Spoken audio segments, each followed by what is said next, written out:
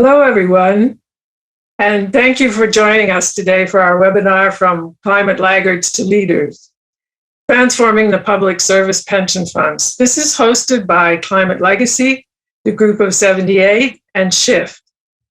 My name is Plews, and I'm from Climate Legacy. I want to begin by acknowledging that here in Ottawa, we are on the traditional unceded territory of the Algonquin Anishinaabe people.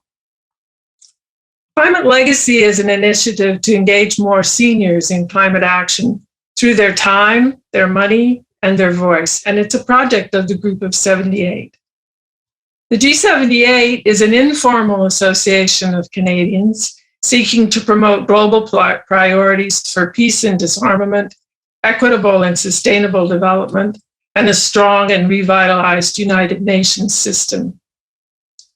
Our partners and experts in the webinar today are from Shift, an initiative that works to protect pensions and the climate by bringing together beneficiaries and their pension funds on the climate crisis. I'm very pleased to introduce our moderator, Dr. Tessa Hebb, from the Carleton University Center for Community Innovation, and a specialist in responsible investing and impact investing. Tessa will introduce the members of the panel and guide us through the session today. So Tessa, over to you. Thank you so much, Betty. It's a real pleasure to be here and to be part of this webinar today that Climate Legacy and Shift are co-hosting. The goals and aims of the webinar are ones that are very important to me in my work and many others. And what we really want to do is to talk about this link between the role of pension funds and pension beneficiaries and the urgency to address the climate crisis. And this is a very key topic because all of my work has focused on the very important lever that pension funds can play in addressing this problem around a sustainable future. And as you come out of the webinar, you're going to have some ideas about things that you could be asking as a beneficiary of your pension plan. Because all too often the beneficiaries are not heard from, and the pension plan administrators think that the beneficiaries don't care about these issues. But you'll have some tools to take away from the session today.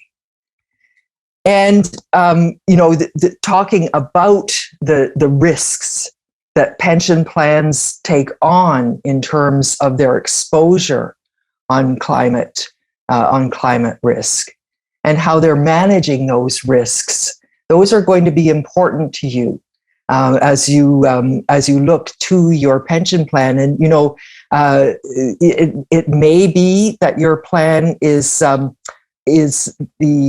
PSP. It may be another plan, but all of us, I would dare say, are also plan members of the Canada Pension Plan. So really, in every way, we've got a stake in this topic, and so again, you're going to be able to get some information. I want to remind you a couple of little housekeeping areas.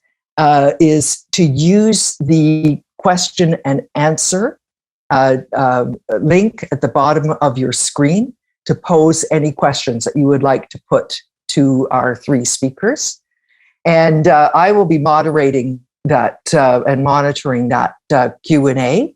The questions will come after the three presentations from our three speakers today. And I'm just going to take a minute to introduce each of our speakers. Adam Scott is going to lead off from Shift. And he's a climate change expert with extensive domestic and international experience in policy, energy, and finance, as well as campaign design and execution, and has a lifelong commitment to supporting the transitions to a net zero carbon economy in Canada. And the next speaker is Patrick DeRochie. And Patrick brings a wide-ranging experience in policy, research, government relations, digital engagement campaigning, organizing, stakeholder relations with environmental and labor organizations. And at Shift, he's focusing on tackling and analyzing the fossil fuel and climate-related investments of Canadian pension plans. And I know I've used some of this work in my research work. So thanks, Patrick. And Laura McGrath will be our third speaker. And she is Shift's pension engagement manager and leads Shift's work with OMERS and HOOP. Laura has extensive experience building and supporting networks to work for meaningful change. And at Shift, she works with networks of pension beneficiaries who want to understand and communicate to their funds the financial risks that climate change poses. And of course, that's the reason for us to all gather together today. So on that, I'm going to turn over the floor to Adam, and over to you. Great. Thank you so much for that kind introduction. I'm just going to share the slides here. Make sure that everybody can see those.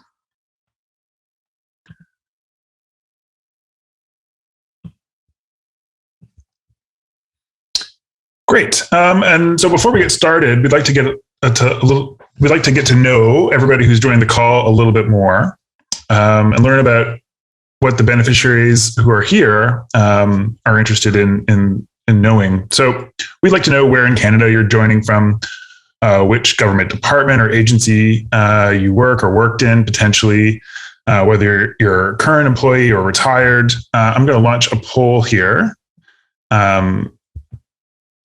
which will kick us off. And feel free to introduce yourself in the chat if you want to share a bit more about yourself and your work. And this will help us understand a little bit who we're talking to, and we can tailor the conversation a little bit more in your direction. So we're going to administer a few poll questions. This is the first one, and we'll share the results shortly.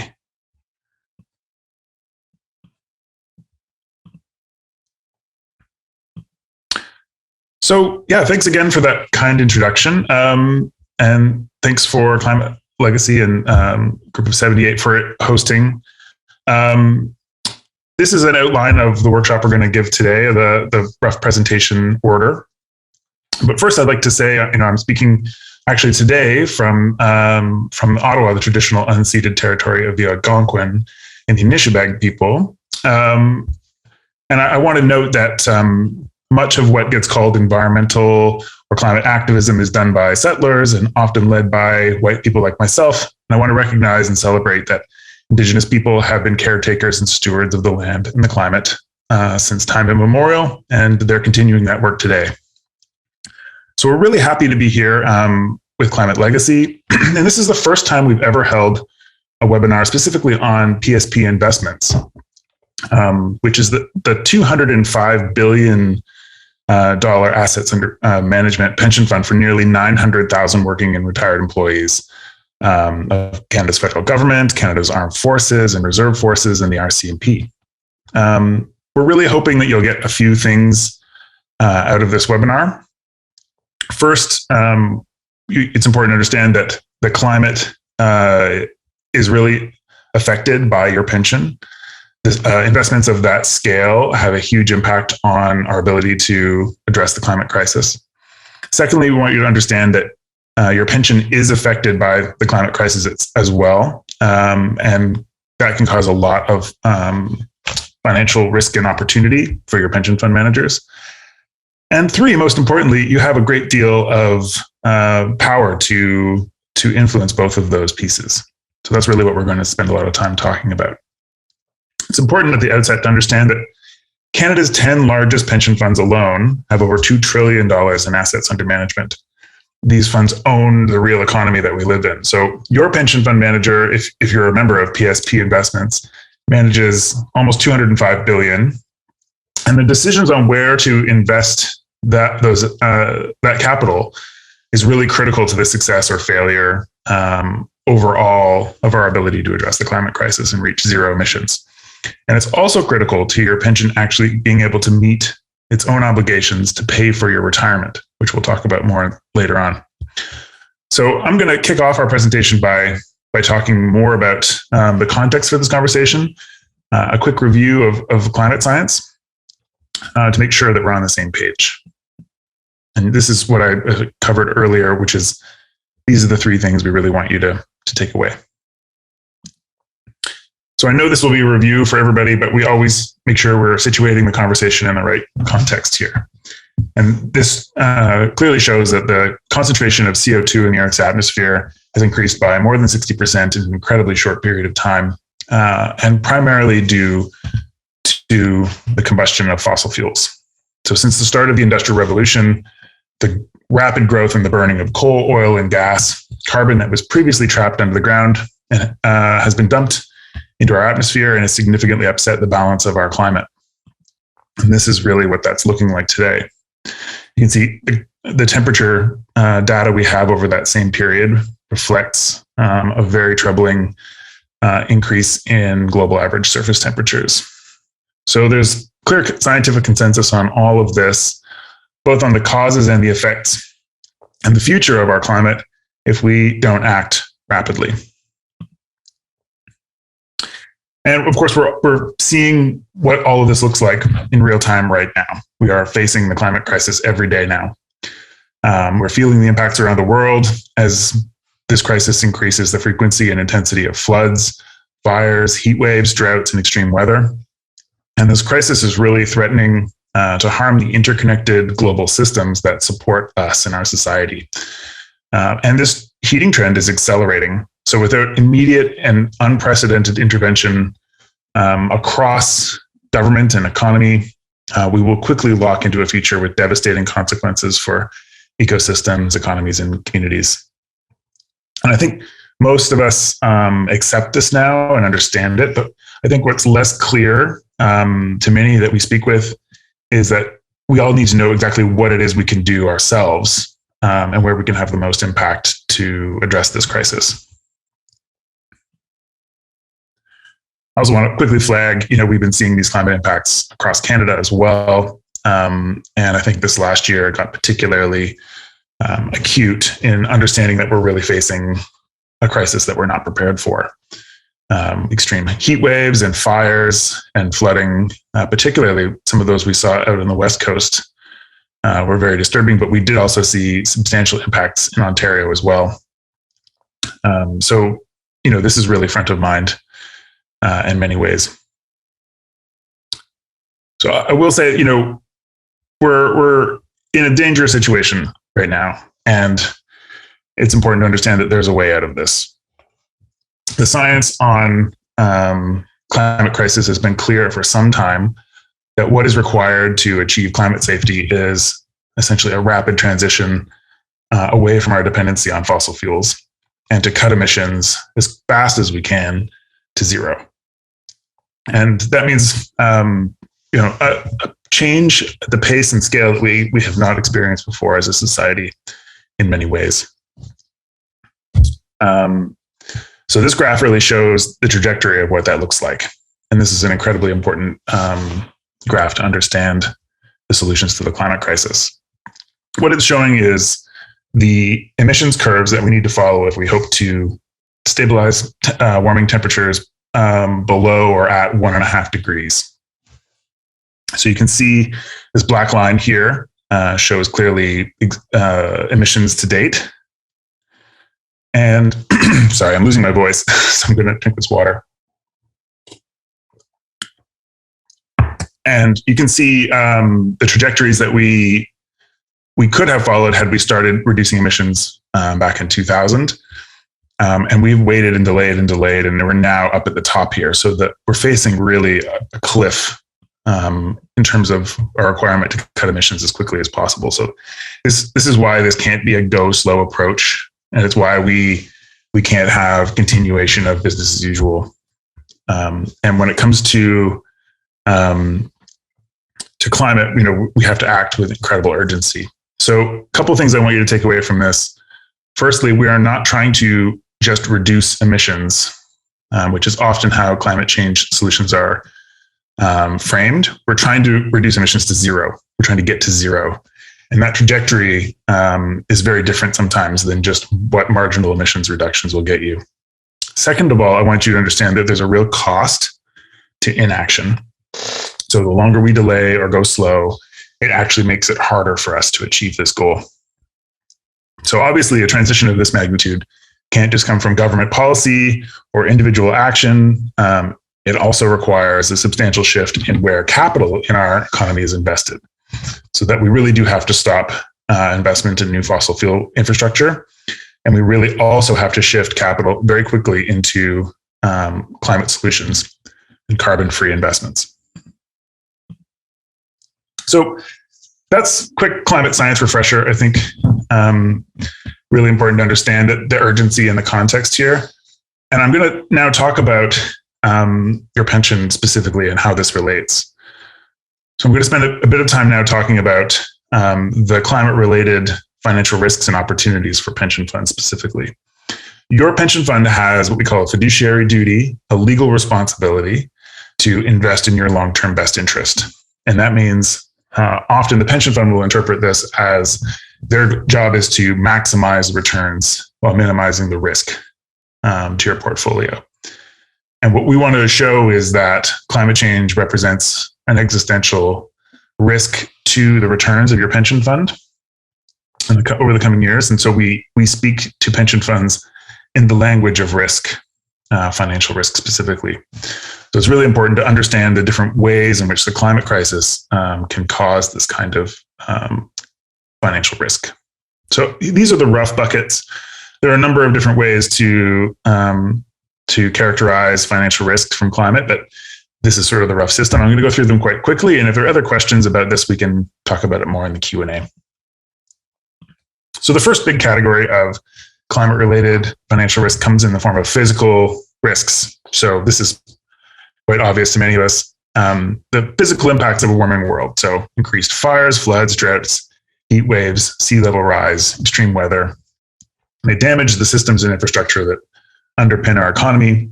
And in particular, physical risks threaten the value of commercial real estate, utilities, infrastructure. And those actually make up a very significant portion of Canadian pension fund holdings. So this is front of mind for your pension funds when we talk about climate. And you can see these physical risks. These are insurable losses in Canada. There's a clear increasing trend, and it's going up quite rapidly. Some of the more recent significant events we've had are even on this graph. But you can see that the trend is very rapidly accelerating. The second big category of risk comes from that rapid and unprecedented transition away from fossil fuels into clean sources of energy. So we've seen some of the examples on this slide show other historical examples of rapid transition in technology. And you can see, had you invested in a blockbuster video in the mid-2000s, you might not have seen online streaming coming for you. By the time you did see that Netflix would be replacing video rentals, that might have been too late. So that's an example of how an investor could get caught flat-footed in the energy transition. So this applies to technologies like electric vehicles, renewable energy, energy storage, energy efficiency, sectors such as electrical utilities, oil, gas, and coal. Vehicle manufacturers, they're facing unprecedented transition risk right now. And I think many people are still assuming that these transitions are going to be smooth. But in fact, in reality, most of them are incredibly nonlinear, very, very quick and rapid disruption, hence the name disruption. This is really partly what's driving some of the transition risks we're seeing right now. Rapid decline in the cost of renewable energy. In case of solar and wind, they're now the cheapest forms of new installed generation globally. That's the cost of battery packs, which are driving the electrification of transportation very quickly. So this is happening at an unprecedented pace, and we need your pension fund to be ahead of the curve. Third category of risk policy and regulatory risk. As the climate crisis gets worse, we've seen pressure on governments increasing to do something about it and to actually act. And so the sorts of policies that they have to enact to address emissions can have a dramatic impact as well on investments. So carbon pricing, internal combustion engine bans, building retrofits and efficiency, phasing out of coal. These are all categories of policies that are coming online and becoming more stringent. And you want to make sure that your investments are going to win as these continue to build up ambition levels of policy. And a great deal of industries could be threatened by this increasing regulatory risk. We're also seeing these legal and reputational risks. In particular, the incumbent fossil fuel industry is very vulnerable to legal challenges in a number of places. We've seen hundreds of cases worldwide from states, cities, countries, shareholders, regulators, environmental groups, children, indigenous groups, bringing, in particular, governments, but also fossil fuel companies directly to court. And so these are pretty large financial risk that you could hold in your pension portfolio. And the best way to think about this is very much like tobacco companies in the 1990s. Tobacco companies were involved in misleading the public about the impacts of the products that they sell. And that's been the case for coal, gas, and oil companies as well. So something to keep an eye on. Here's some more examples of climate-related litigation. Won't spend time on each one of these, but it's been picking up steam quickly. But I'm going to talk a little bit longer about this final category of climate-related financial risk, and broadly refer to it as systemic risk or portfolio risk. And the largest risk to your retirement comes from climate itself, spread around the world. So the entire global economy is at risk from climate disruption. And ultimately, your pension relies on broader global GDP growth, economic growth over time to grow the investments that it's saving on your behalf in order to generate the compound returns needed to pay your pension down the road. And what we're seeing is climate crisis is already a headwind to GDP growth. It's measured in countries around the world right now already, causing problems. But if we don't address the crisis quickly enough, warming could lead to very substantial systemic risk to the entire global economy.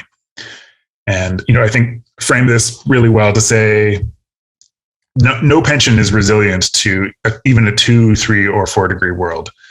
We don't know what cascading impacts will have, but there's a very strong chance that the financial system, the whole stability of the financial system could be undermined if we don't address the climate crisis. And what this basically means is your pension fund does have an obligation to actively address the climate crisis, not just to be defensive in its investment strategy, but to actually participate, to invest in solutions and to do its part, because that's in the best interest of its beneficiaries.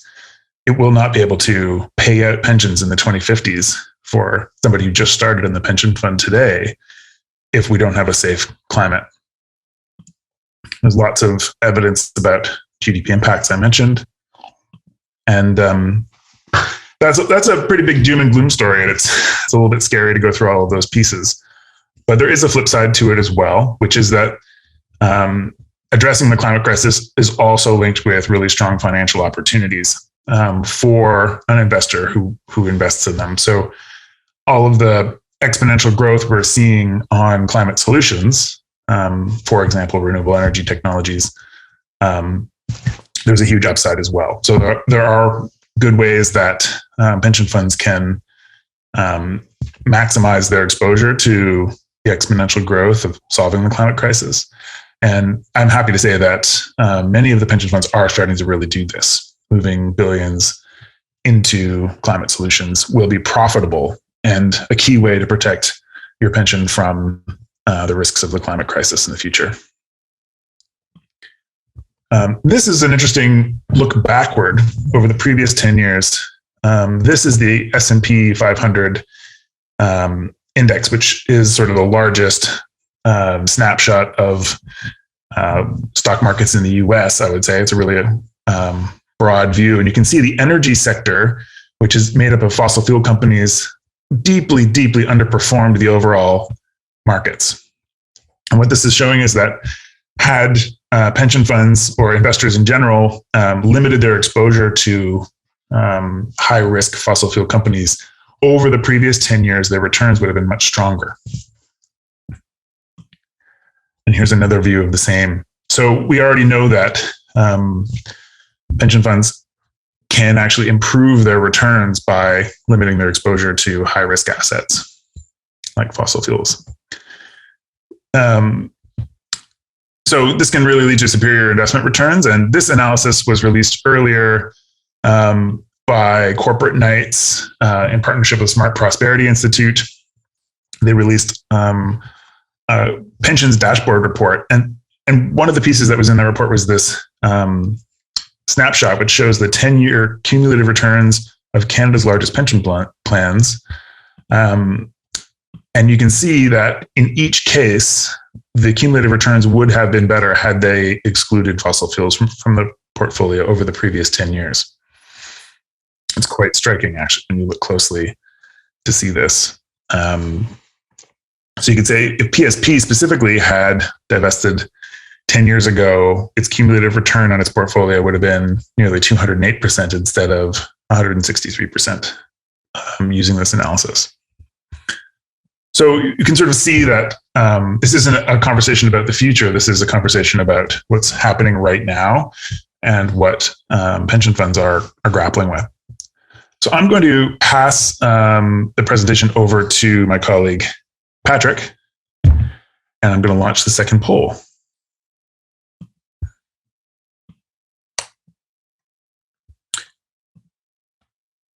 Yeah, thanks, Adam. We'll give folks a chance to review the results of that first poll and for Adam to launch the second poll. But I can see that we have plenty of folks from PSAC and PIPS joining us, some other unions there. And I think there's probably some people that are not members of PSP here as well today, but I'll luckily be talking about Canada Pension Plan and the Quebec Pension Plan as well today. So let's dive right into that. And I just want to say thanks again to Climate Legacy for hosting us today as well. This is really exciting for us to do. So I'm going to focus on PSP investments today, including a bit of the good, the bad, and the ugly of the way it's managing climate risks. And afterwards, I'll spend some time comparing PSP's approach to climate risk with that of the Canada Pension Plan and the Quebec Pension Plan, which is managed by the Caisse de dépôt et placement du Québec. But before I go further, just a really quick review about how your pension plan actually works.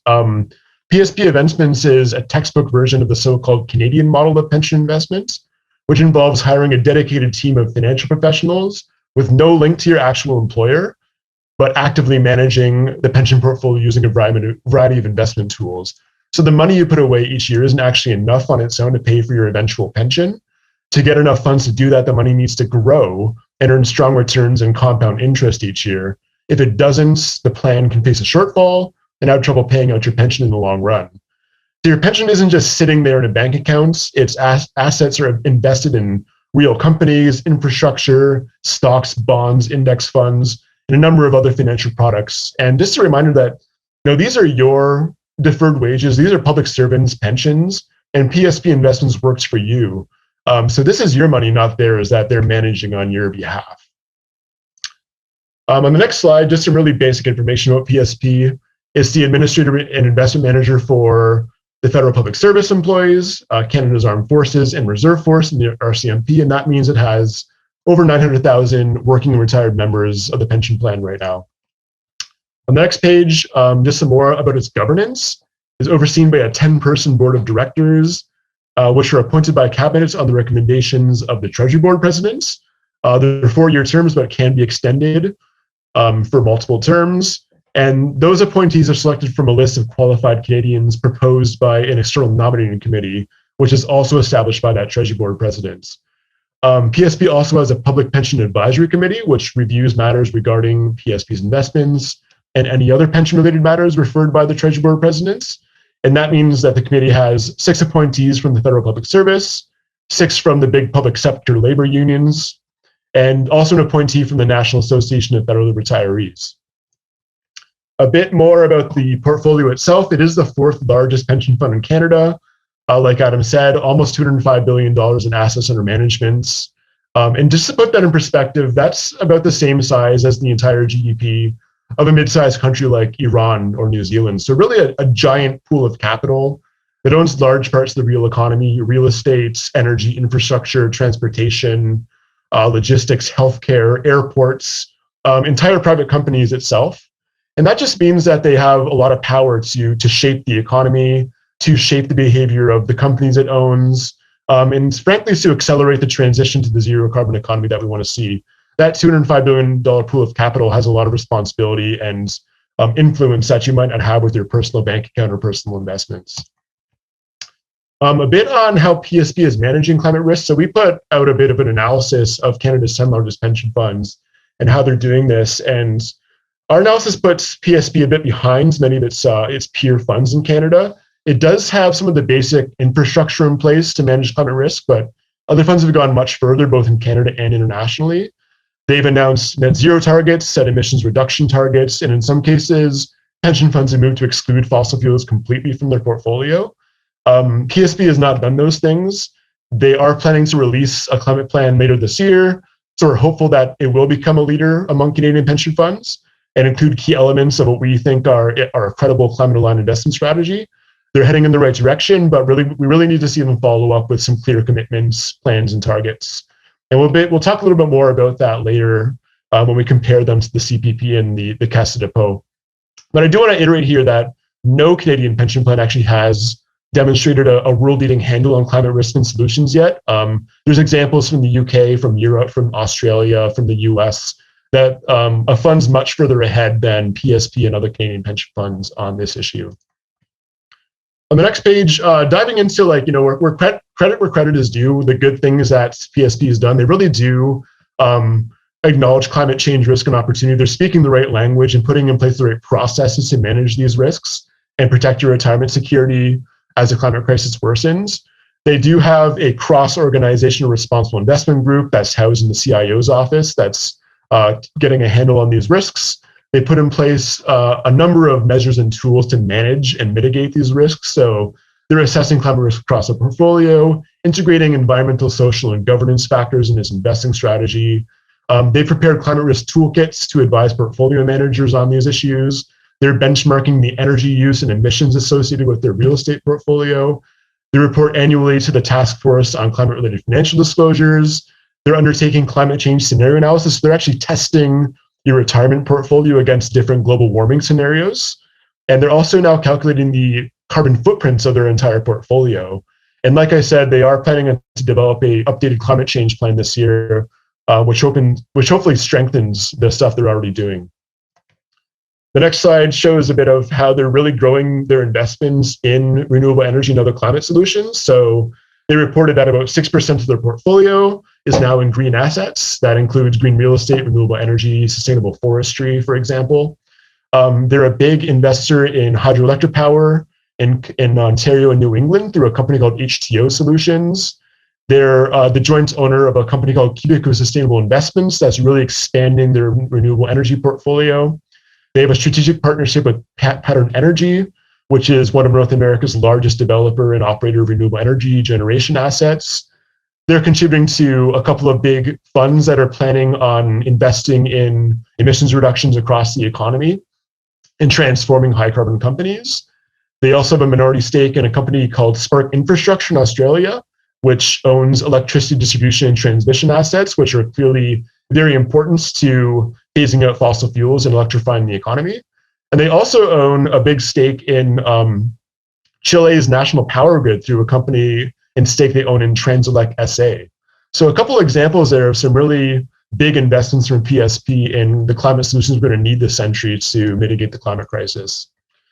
However, despite this progress, I do want to emphasize that PSP is lagging behind other funds in this area.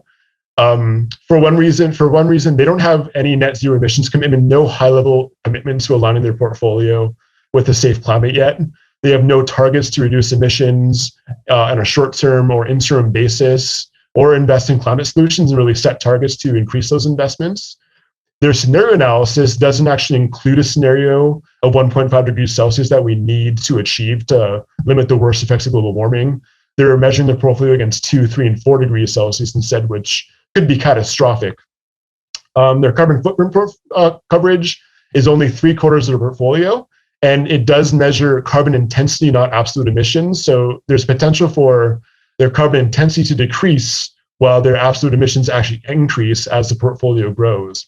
And the analysis completely excludes scope 3 emissions, which is when oil and gas actually burns in, say, a car's fuel tank or in a furnace. They have no exclusions on fossil fuels, so there's no policies in place to actually prevent them from investing in risky fossil fuels. And there's little evidence that they're actually engaging companies to try to improve their emissions performance and their environmental behavior. On the next page, this is a report that was released in November from Corporate Knights and the Smart Prosperity Institute, and they arrived at a very similar conclusion as us on this, and that's that PSP is lagging behind when it comes to several metrics on transparency, on climate change and responsible investing. As you can see, there is almost all yellow and red across these different categories that they analyzed. There's no net zero target, no climate-aligned investing plan. They're not linking executive pay to emissions reduction or other ESG metrics. And PSP is not disclosing its voting record on shareholder resolutions to improve company climate risk performance.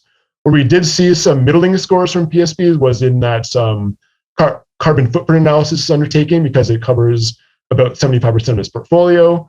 It's rising investments in climate solutions, and some other non-climate responsible investing metrics, such as CEO to average employee pay, and the diversity among its leadership and board. A little bit more on some really problematic investments in PSP's portfolio. So we estimate just from their public reporting last year that they have at least $1.5 billion in fossil fuels across these 4 portfolios you can see on the slide. For a few of them, they actually don't break down what energy is, whether it's renewables or oil and gas or fossil fuels. We don't really know. We've asked, many beneficiaries have asked, but they haven't been forthcoming in providing that information. So there's a real transparency problem there, where we think you should be able to know an inventory of the fossil fuels they're investing in, as well as all their assets. In some cases, PSP directly owns or co-owns fossil fuel companies and infrastructure. So along with the Alberta Teachers Retirement Funds, PSP actually owns a company called Tri-Summit Utilities, which has the subsidiaries Apex Utilities in Alberta, Pacific Northern Gas in BC, Heritage Gas out east in Nova Scotia, and then some wind and hydropower assets in BC. So in this case, they actually own the gas pipelines that are in the ground that are distributing natural gas. There's actually 2 PSP investment managers that sit on Tri-Summit's board. So PSP is actually directly involved in the oversight of this company. And in another case, they have an undisclosed stake in a company called EG Group, which is one of the world's largest owners of gas stations. So directly involved in the sale of gasoline as well through your pension funds. There was an analysis earlier this year from a German finance NGO called Ergowald that's noted that PSP has about $16 million US in shares in 20 coal-related companies. So why your pension fund is invested in coal in the midst of the climate crisis is beyond me. And also outside the fossil fuel sector, PSP is a big investor in airports, which of course the aviation industry is also a big source of global greenhouse gas emissions. So they own or co-own commercial airports in Athens, Dusseldorf, Budapest, San Juan, and Mumbai, both directly through a company called Avialines, in which cases they're partly owners of these airports. On the next slide, this is a bit of a peek into their public equity portfolio. So these are companies that are listed on American stock exchanges and publicly traded. These are from regulatory filings. And these are just the biggest 10 investments in fossil fuel companies through PSP. You can see some electric and gas utilities that obviously own some gas-fired power plants. You see Suncor, one of the biggest oil sands producers in Canada. And then toward the bottom there, ExxonMobil, ConocoPhillips, some of the biggest American oil and gas producers, and Enbridge, which is, of course, is the biggest transporter of oil and gas in North America through their oil and gas pipelines. So that's about $600 million. And I would just say that there's dozens more fossil fuel companies in this public equity portfolio that we haven't included here that would really push that total number of fossil fuel investments up a lot. We also have tracked some direct connections between PSP and the oil and gas industry. So in their executive leadership, PSP's senior vice president was previously the senior vice president and CFO of Northwest Upgrading, which is now called Northwest Refining, and they're the 50% owner of an oil sands, a bitumen refinery in Alberta. Among the board of directors of PSP, one board member is also on the board of Imperial Oil and was previously on the board of Spectra Energy. PSP's board chair was previously a longtime board member of Husky Oil, another big oil and gas producer that got bought up by Cenovus last year. And another director was previously on the board of Meg Energy, another big North American oil and gas producer. And we raise this not just because of the worldviews that those directors might bring to PSP's governance and approach to climate risk, but also because there may be a potential conflict of interest between the financial success of these oil and gas companies and the fiduciary responsibility to invest in long-term best interests of PSP beneficiaries. So we have been tracking some of these connections between PSP directly in the oil and gas industry. On the next slide, a bit about investment exclusions. So like I said, there's no exclusions on fossil fuel investing at PSP. They don't exclude really any investments based on ESG factors alone, claiming that engagement is more effective than divestment for addressing ESG concerns such as climate change. So they want to own companies, own shares in companies, and have influence in companies to try to improve companies' approach to climate change, emissions performance, climate plans. Although we don't see a ton of evidence of that being effective at this point. It does acknowledge, however, that they may refrain or be legally restricted from investing in certain sectors because of heightened ESG risk. And we've seen a couple of examples of that recently. Last year, they sold all their shares in two companies called Core Civic and Geo Group. These are American private prison companies that were involved in the detention of migrant children along the US border during the Trump administration. And when that news came to light, they very quickly divested those assets from their portfolio. And you can see the reaction on the slide there from PSAC, one of the big public service unions whose members pay into PSP investments. And just last week, actually, we saw PSP investments divest their Russian assets and commit to no longer investing in Russian assets as long as the bloody war in Ukraine continues. So we really saw a very rapid commitment from PSP to shed their problematic investments in Russia as a response to the war in Ukraine right now, just last week. With that, I'm going to do a bit of compare and contrast between PSP and the CPP and the Quebec Pension Plan. And I'm doing this because we're all members of the CPP as Canadians outside of Quebec, and of course, people within Quebec pay into the Quebec Pension Plan. So this is also quite relevant for folks who are on this webinar, whether the federal public servants or not. And on the next slide, just some kind of basic comparisons. CPP and the Quebec Pension Plan are just much larger. If you look at their assets under management, CPP is the biggest. The Quebec Pension Plan is the second largest pension. So just note the size difference there. But even as a percentage, we see the Canada Pension Plan having a much higher percentage of their portfolio in what they call sustainable solutions. We're actually a little bit skeptical about what they consider to be sustainable solutions. They haven't quite defined that, and we're a little bit worried that they're including gas as part of their definition of sustainable solutions, including gas pipelines. But they do have over $9 billion now invested in renewable energy at the CPP. They've committed over $6 billion to green bonds and are planning another $4.5 billion. They're the co-owners or owners of 8 different renewable energy companies now, and they have massive investments across the climate solutions value chain, electric vehicles, energy storage, hydrogen fuel cells, a big green real estate portfolio, green hydrogen. And they've also now set targets. Just last month, they committed to increase their portfolio of transition assets and green assets to $130 billion by 2030, and specifically want to invest in and decarbonize high-emitting sectors, so things like cement, steel, mining, transportation, provide capital to those sectors and use that capital to decarbonize them over time to meet their net zero commitments. Same with the Quebec Pension Plan. The CDPQ has about 9% of their portfolio in low carbon investments. Again, we're a little bit skeptical about that definition, but they've actually set a target to increase their investments in low carbon solutions to $54 billion by 2025, up from $36 billion now. And like the CPP, that includes investments in renewable energy, electric vehicles, other clean technology, and green real estate and climate solutions. They've also set aside $10 billion for a transition envelope that they want to allocate to high carbon sectors to help them decarbonize as well. We have not seen similar targets from the PSP to invest in climate solutions.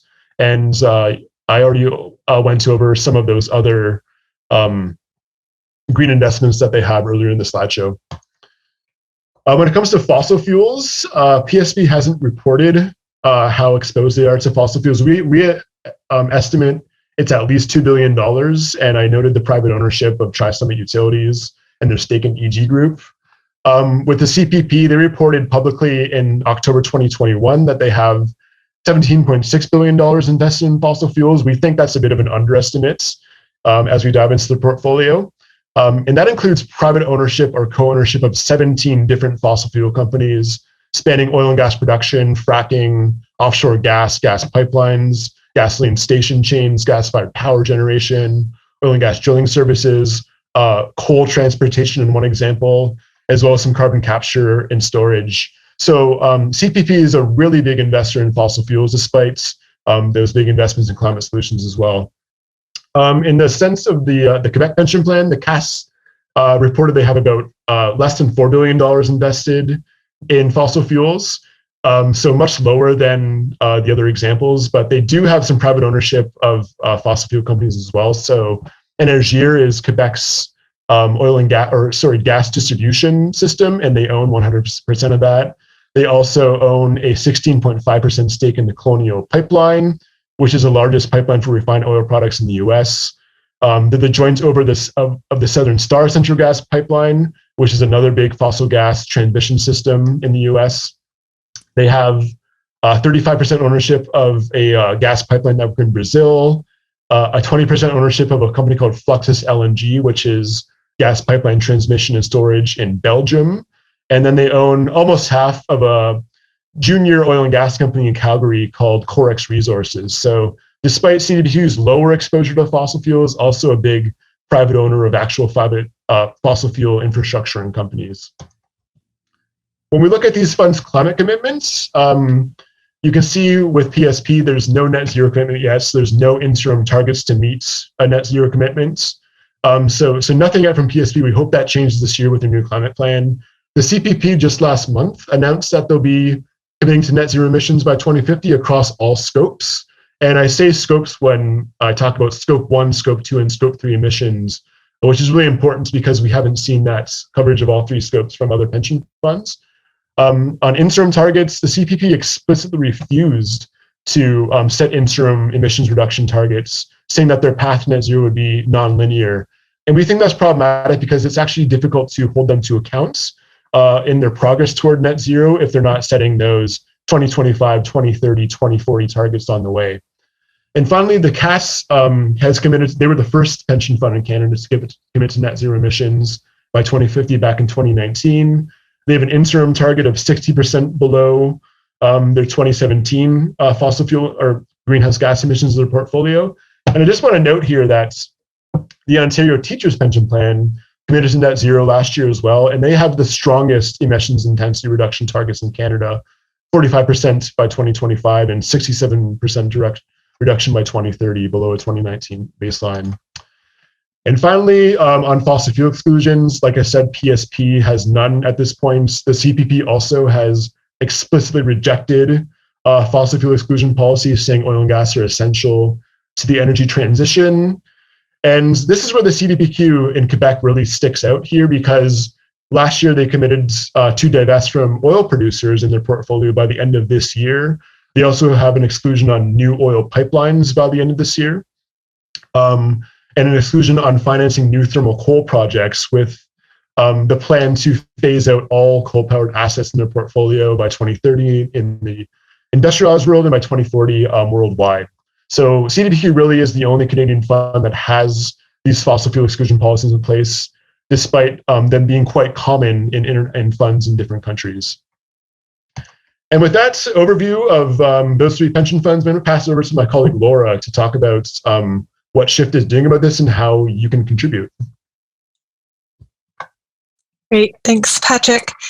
So I'm going to talk about what would be in a credible climate plan. And I noticed in the chat earlier that there's people with different pensions on the call. So this is relevant for PSP. I noticed there were folks from HOOP and OMERS as well. And those are pension funds that we're expecting to release more details on climate this year. So it's a great time to get in touch with them and say that this is what you're expecting to be in a climate plan that they release before they get it out. So this applies to all of those funds. So first, a public commitment in line with the Paris Agreement. So that would be to limit global warming to a 1.5 degrees Celsius temperature rise. And part of that plan would need to have short, medium, and long-term targets with dates and pathways to get there, with ultimately a plan to decarbonize the portfolio by 2040. The next thing we'd want to see is immediate action that's proportionate to the urgency of the climate crisis. So that means immediately putting a screen on new investments in fossil fuels and related infrastructure. And that's in line with what we've seen from the International Energy Agency and its pathway to net zero, which said we need no new investment in fossil fuels. Also, we'd want to see this plan include a timeline to phase out current fossil fuel investments, ideally by 2025. And then in terms of engaging with the companies that are owned by the fund, an engagement policy, an engagement program would involve forbidding those companies to lobby in a way that would undermine climate policy, requiring them to have their own credible net zero pathways, and also tying executive compensation to emissions reductions. And then finally, setting targets and timelines to move their investments into climate solutions like sustainable agriculture, renewable energy, energy efficiency, battery storage, public transportation. So those are the elements of a climate plan. And then we're just going to move on next to noting that this is not something radical. This is being done around the world. There's over 40 trillion in investments with particular funds that have partial or total screens on fossil fuels right now. And that includes 164 pension funds. A recent survey showed that of asset managers that had around 24 billion in assets, 94% of them reported that divesting led to no negative impact on the portfolio in terms of the returns, but either a neutral or a positive impact. And then we have here the slide Adam had showed earlier, just to make this really real, to show the financial argument. If PSP had excluded oil and gas from its portfolio 10 years ago, its 10-year cumulative return would have gone from 163% to 207%. And if it had been invested in a green flag portfolio, that would have been 315%. So the green flag is a list of companies according to Corporate Knights taxonomy that had clean revenue. I think Patrick is putting the detail on that in the chat. So I'm just going to wrap up by talking about some of what you can do now. Climate crisis affects your pension, but you do have power to change this. I'm going to give some examples of beneficiaries that we've worked with at Shift and how they've taken action. First, a really easy action you can take will not take much time at all. If you go to shiftyourpension.ca, you can pick your pension. You'll see PSP investments there if that's yours. And you can click on that. It'll take you to an online letter that will go directly to the trustees and at your pension. And the letter outlines a lot of what we just talked about a credible climate action plan and your concerns. So that's the first thing you can do. Next, if you want to get the attention of the fund and also get other beneficiaries to learn more about this, you might want to write a letter to the editor or the op-ed. Pictured here is Kathy Mason. She's a retired teacher and a member of Grandmothers Act to Save the Planet, and op-ed that she had placed in the Hamilton Spectator along with others, calling on their pension fund to stop investing in fossil fuels.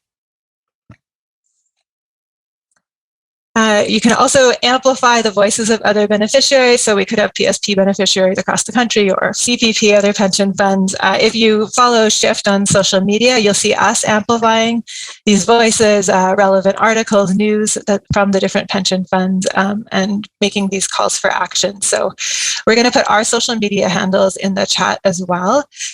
You can see us amplifying your voices and connecting beneficiaries with each other, which is the next thing you can do to reach out to other beneficiaries. And you can do that through Shift if you want to be in touch with us. You can also do that through Climate Legacy, and we'll ask Climate Legacy maybe to add in the chat the best way for someone to reach out if they want to connect with other beneficiaries on this. Through Shift, we maintain contacts of beneficiaries in the different pension funds so that we can be in touch with you when there's particular news from your fund, an announcement, or an opportunity for action.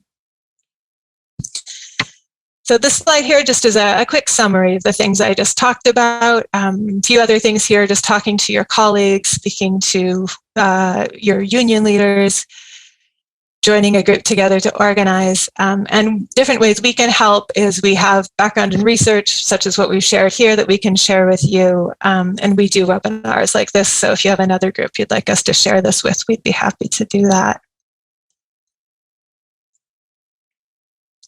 I just want to wind up with this slide here that shows that different things an individual can do to affect their carbon footprint. There's lots of things on here that I'm sure many of you do and I do.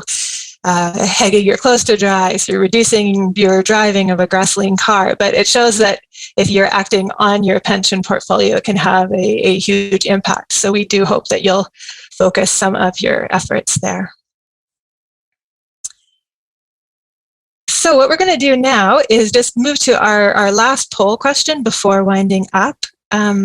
So maybe what we can do first is just show the results of our second poll question.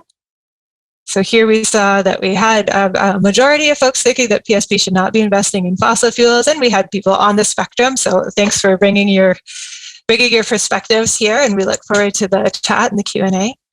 And now we'll open up our final poll question on asking what you will commit to do, whether it's sending a letter to your pension fund, joining a core group to organize, or more than one of these. So we'll leave the poll up for a few minutes.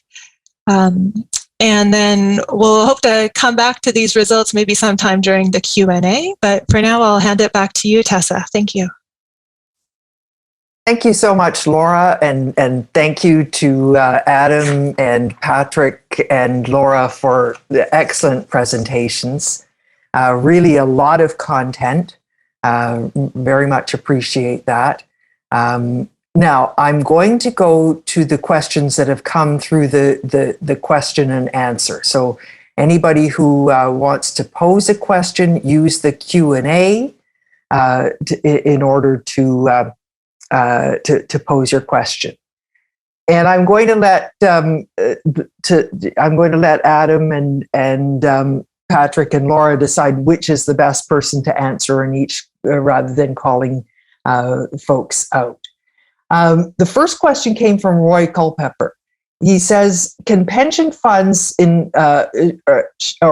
should invest in adaptation, including building resilience to climate change, which the IPCC assessment report confirms is grossly underfunded and leaves us very vulnerable to physical and other risks? So adaptation as well as abatement.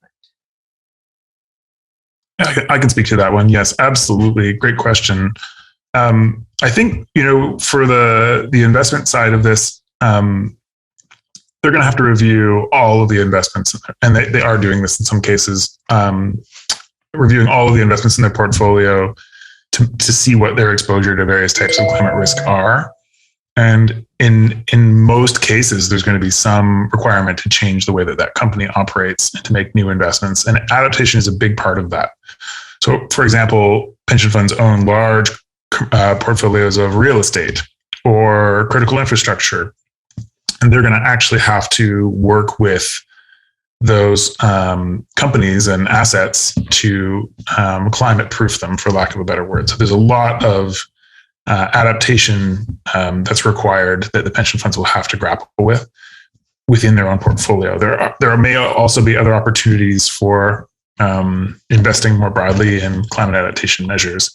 So that might be new technologies that help us to adapt to the climate crisis and funding those. It may be more sustainable forms of agriculture and companies that are involved in that. So I think that's this macro perspective on climate. Absolutely, the solution side includes a lot of thinking about and direct investment in adaptation.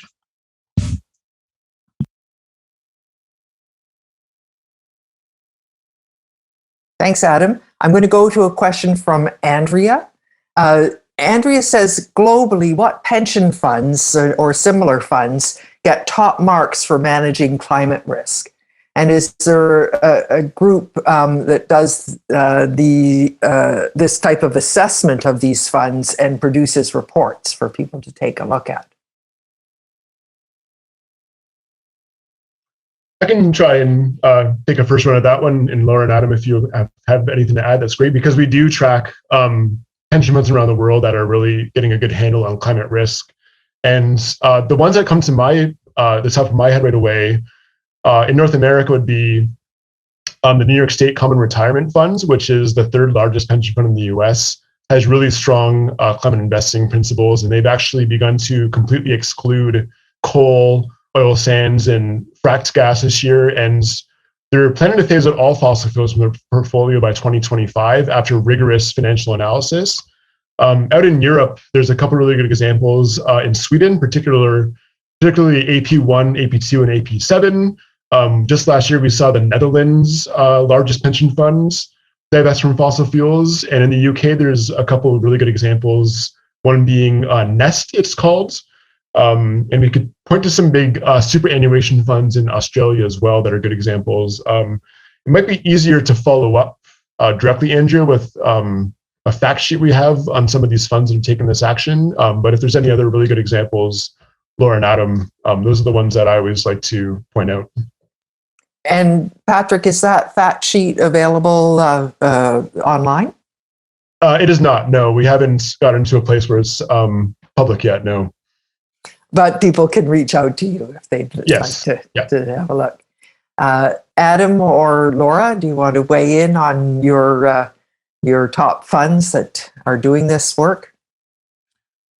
I would reinforce what Patrick said about those. Those are some of the leaders I would think of as well. But just a note as well, some of them have said, look, divestment was an early step in the process.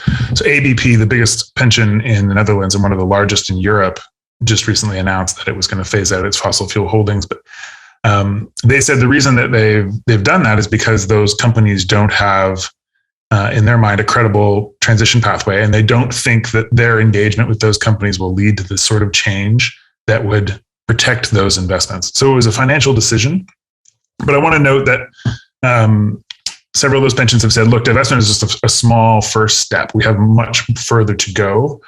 And in particular, the AP pensions in Sweden, the large public pension fund managers, have been allocating large amounts of their capital to active climate solutions, actually trying to take companies and transition them. So they're looking well beyond just worrying about fossil fuels. They're looking to saying, how can we get all of these larger parts of the economy to make a credible transition. So I'm thinking that's really where the leadership lies right now. Mm-hmm. And we could hope that some of our Canadian funds follow those leads, because there is some excellent work being done. You know, I spent quite a bit of time in the early 2000s in the UK, and when I was back in Canada, people said to me, why is Europe so much further ahead on these issues than we are in North America? And at the time I said, and I still hold by this answer, weird weather, that Europe started having weird weather earlier than North America, and we are now having weird weather, which includes things like forest fires, etc. And it just seems to be one of the things that propels action. And so you see some of those early adopters moving before things get too far along. Now I'm going to go to a question that, and if people want to open their Q&A, by the way, and have a look at the questions that are coming up and a few of the answers that people have popped in. Ed Doe, this is a question that I often get. What about energy investments in nuclear energy? Do you consider those green? If so, why or why not? Who wants to take that hot potato? I'm usually happy to take that one. So, there are a lot of environmental concerns about nuclear energy. Some of those were actually listed in response from Marilyn there in the chat. So, that's a whole category that I won't get into now, but I will say from a climate solutions perspective, nuclear is considered a non-emitting source of energy, but new investments in it haven't been particularly attractive.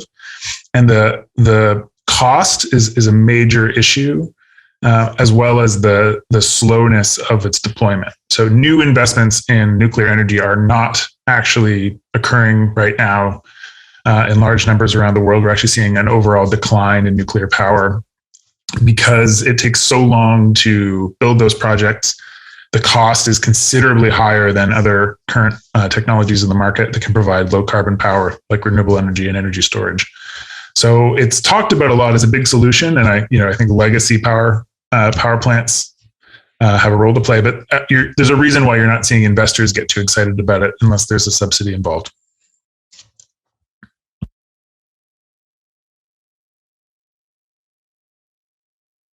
You mentioned earlier, Adam, about divestment versus engagement. And it came up in Laura and Patrick's presentation as well. And I just want to dig into that question a little bit. What is your view on each of these strategies? I think it was Patrick that said many of these leading funds have said that divestment was just a very initial step for them. But we see that PSP is, promoting engagement as something as a strategy that they would like to follow. So thoughts?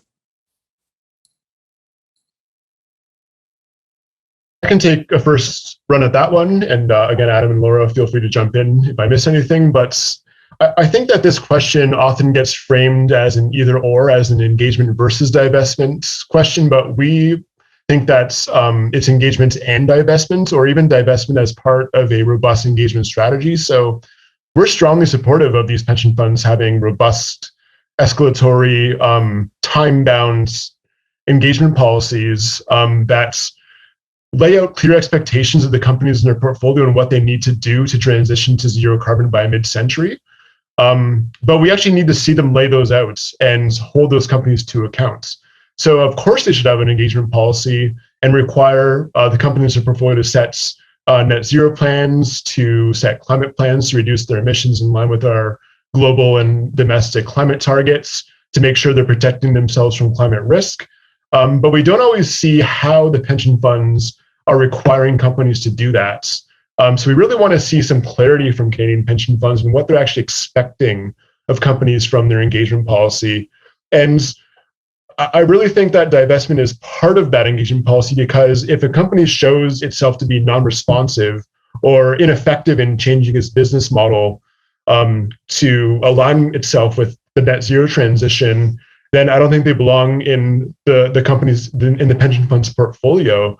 So we really see divestment as a bit of the stick, whereas the engagement is kind of the carrots that pension funds should be using in their engagement strategy with companies. Laura or Adam want to weigh in as well? Well, I'll go on to the next question that comes from James Infantino. A number of the major public sector pension plans that you've cited actually incorporate stakeholders into their governance structures, i.e. joint trusts and trustees. This presents a challenge to influence the investment strategy of the PSP investment, which is basically an opaque and obtuse organization, and I'm quoting James here, that is not accountable to anyone and does not disclose anything on anything. So the structure of the fund and the structure of the fund management and its transparency. How do you tackle that if you want to see some of these pressures brought to bear?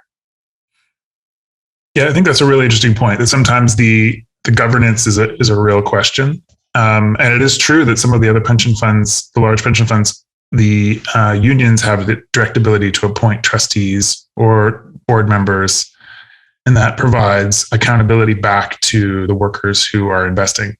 And we've definitely heard that that's a real frustration around PSP, as the governance structure isn't direct like that. So the unions sort of have a say, at least in theory, over who gets appointed, but they don't have direct control over the appointment. And it does seem to be an issue that is causing a lot of problems and a lot of conflict between the workers and the pension fund managers. I do see it as an issue. Mm-hmm, mm-hmm. And any solutions? I haven't thought this through very clearly, and maybe PSAC and others may have thought this through more clearly, but it would make sense to have more of a direct trustee stakeholder relationship. I think that's an essential piece of having a system that makes sure that the pension beneficiaries have representation in the governance structure directly. Mm-hmm, I think that would be something to consider. I think I'm remembering correctly that Quebec has a much more robust regulatory framework for pension plans that kind of ensures greater representation from a range of stakeholders, but we don't have that in other jurisdictions. I'm going to go to a question from Rolly Montpellier, and this is a very current question. I know I'm sitting on the investment committee of a foundation, and I've already received an update about any Russian investment, and this one is in particular Russian fossil fuel companies. Do we know the holdings of the top pension funds in relation to this question about Russia? Yeah, this question came up last week because we saw almost all of the public pension funds that we track make statements saying that they were going to divest their Russian assets. And in almost every case, there was almost zero exposure to Russian assets in general, and Russian fossil fuel companies in particular. When we took a look at them, I think that BCI and AIMCO, which are the two big public pension managers in BC and Alberta, had some exposure to Russian fossil fuel companies, but are quickly divesting them or began divesting them as we saw the threat from war in Ukraine kind of build up. So the general answer is no. There was minimal exposure across all the funds to Russian assets, including fossil fuels. Mm-hmm. This is just, I would just add, this is an interesting question because I think we could have seen some of the risks of holding assets within Russia in advance. And funds, once the question comes, will you divest? It's almost too late. I think divesting of Russian assets now means basically writing them off. And so what little assets some of the Canadian pension funds do have probably have no value. There's a bit of a comparison to climate in that respect, which is if you can see these risks in advance, you can exit the position and save a pretty hefty loss. And that this is a very sort of good parallel, I think, in some ways to climate. Yeah, absolutely. It is interesting, though, as we go through this in the short term. This isn't a question in the Q&A. This is something that I've been thinking about.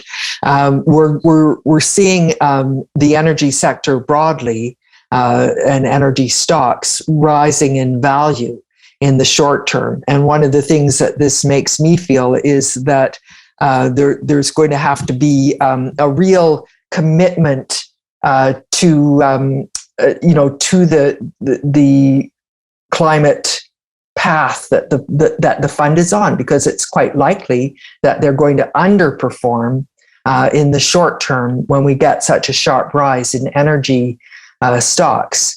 So how would you kind of help those funds not to get trapped in that short-term mentality?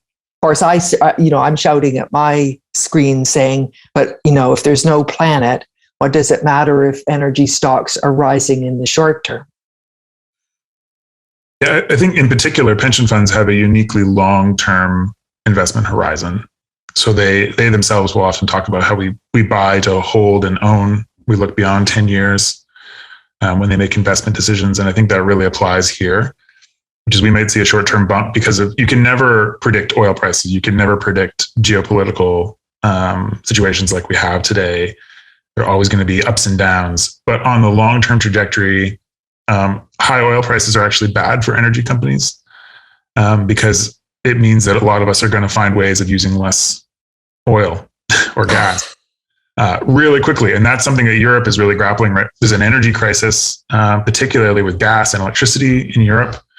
And we're going to see a wave of people installing heat pumps and pulling out their gas boilers across Europe. And in North America, the same, the trend towards buying SUVs may stop very suddenly when we get over $2 a liter on gasoline. So anyway, that's the sort of short-term, long-term perspective.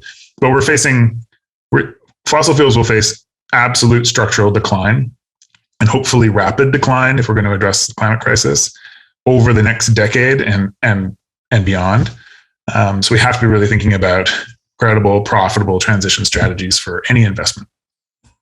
I don't want to lose this question as I scroll down. The slide deck, is it going to be made available? And I also want to remind all of the participants that if you look in your chat, you'll find some of the excellent resources and links to them that Patrick, Adam, and Laura have provided. Slides available? Yeah, we can make them available for Climate Legacy to share however they want if the resources follow up to the webinar.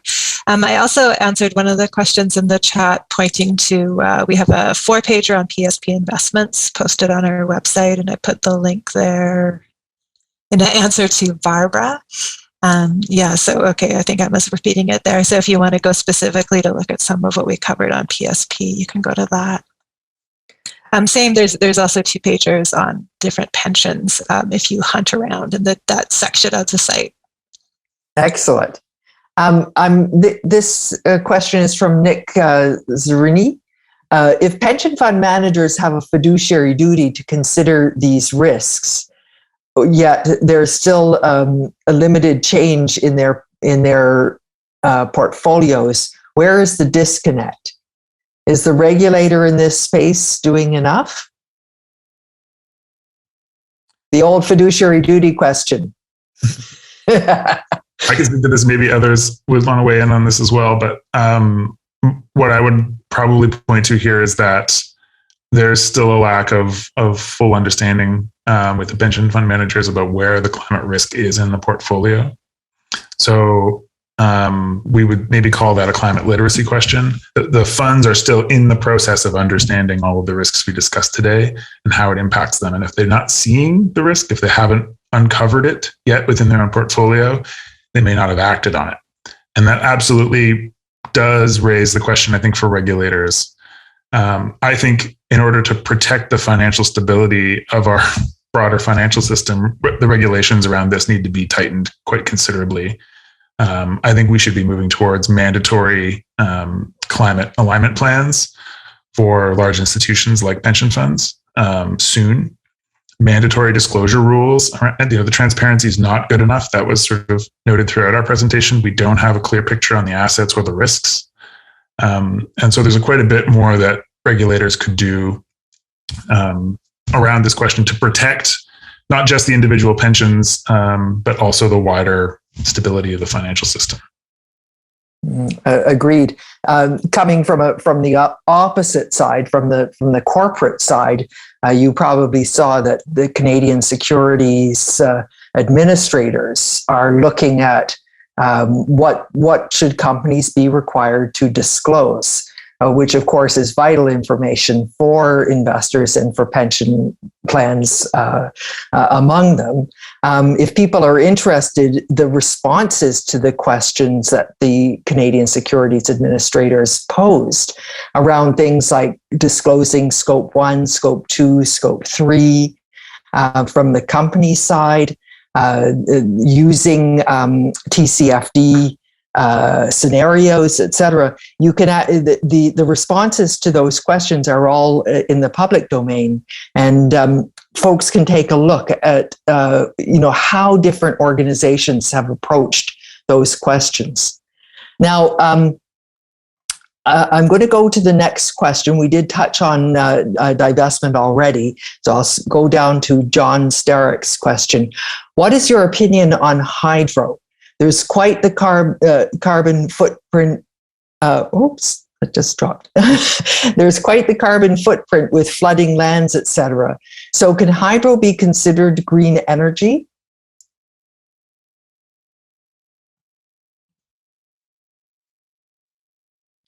I can weigh in on this one again if that's helpful. Yeah, there are real serious questions related to new hydroelectric projects on a number of fronts. One of them is environmental. There are large environmental impacts of building them. The costs of them have been extremely high relative, again, to other solutions that we have that are functional. And I want to raise here something that hasn't come up yet, but I think is really important to consider, is Indigenous rights. And in Canada, this is particularly important, given the conversation around reconciliation in Canada. We haven't seen anybody enforcing what should be occurring, which is ensuring the free, prior, and informed consent of Indigenous people on questions of projects like this. So the Site C Dam is an example out west, and I think there are other hydroelectric projects on the books, and that would be another key criteria aside from climate that needs to be considered in big industrial projects like this in Indigenous territory. So just wanted to throw that into the mix as well. Showing that there's no, simple answers to some of these questions, and there's always an element of trade-offs that have to be considered. And Barbara Riley says, "Thank you for raising Indigenous rights around these questions and others."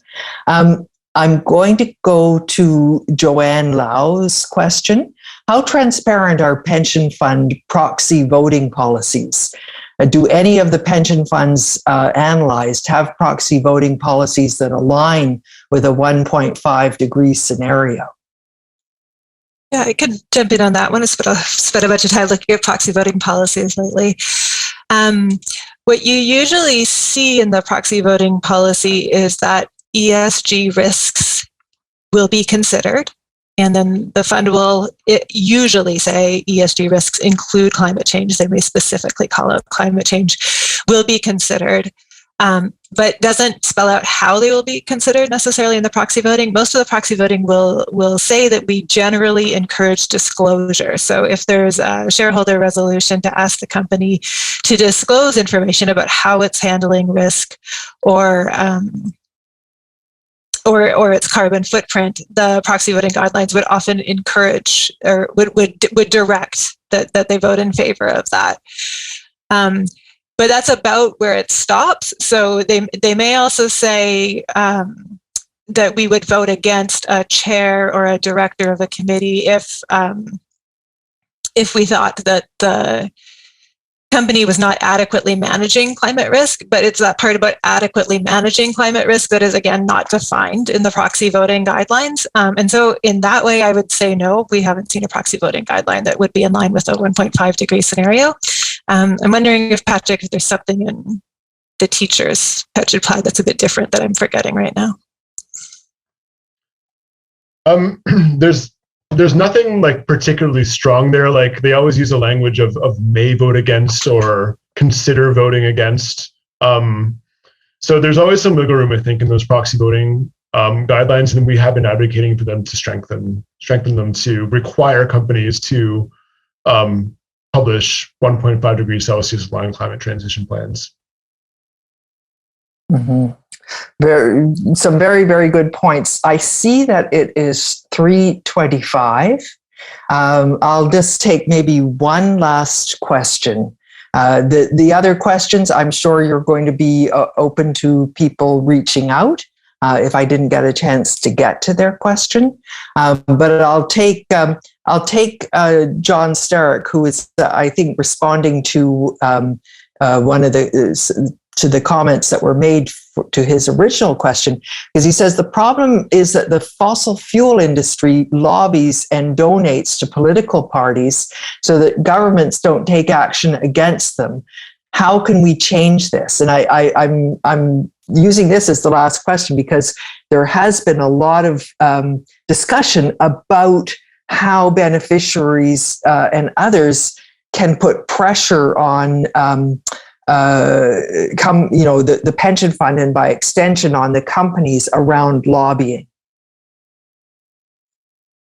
I'll speak to this and if others want to weigh in as well. This is really a key question, and this is really where the rubber hits the road in terms of the commitments of large pension funds to climate. Because we like to think about pension funds as sort of the top of the food chain in terms of finance in the corporate world. They're the ultimate owners of a lot of companies. And so their ability, and often, in the private space, they actually own whole companies or large pieces of them. So they have quite a bit of power through their ownership.